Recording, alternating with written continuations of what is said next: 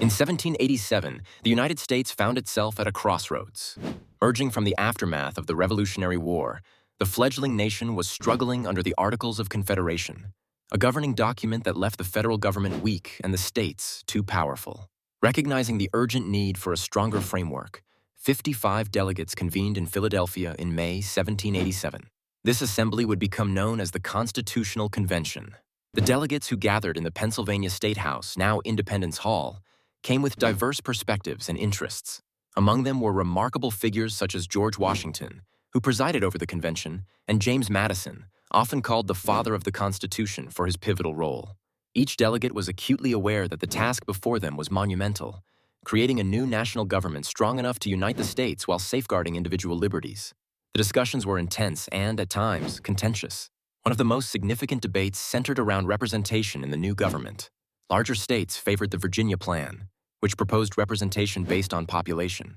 Smaller states, however, feared losing power and championed the New Jersey Plan, advocating for equal representation regardless of size. The impasse threatened to derail the convention. It was the Connecticut Compromise, also known as the Great Compromise, that would eventually break the deadlock.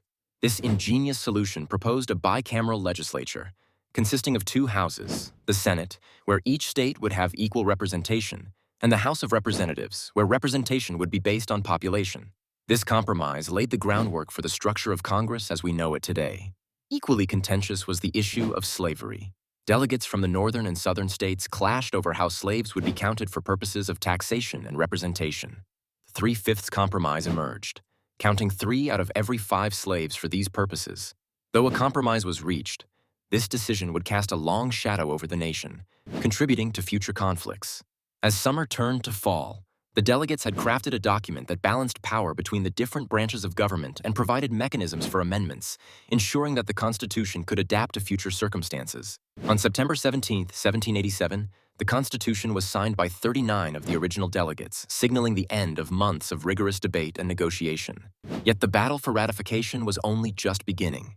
The proposed Constitution required ratification by at least 9 of the 13 states. Public discourse was fierce, giving rise to the Federalist Papers, essays written by Alexander Hamilton, James Madison, and John Jay advocating for the new Constitution. Opponents, known as anti-federalists, worried about the lack of explicit protections for individual rights. The promise to add a Bill of Rights quickly after ratification helped assuage these fears. By June 1788, New Hampshire became the 9th state to ratify the Constitution, thereby ensuring its adoption. The first Congress convened in 1789, marking the beginning of a new era in American governance. The Bill of Rights, comprising the first 10 amendments, was ratified by 1791, addressing the concerns of anti-federalists and solidifying the Constitution's role as the enduring foundation of American democracy. Thus, from a gathering of disparate states and divergent philosophies, the United States Constitution emerged.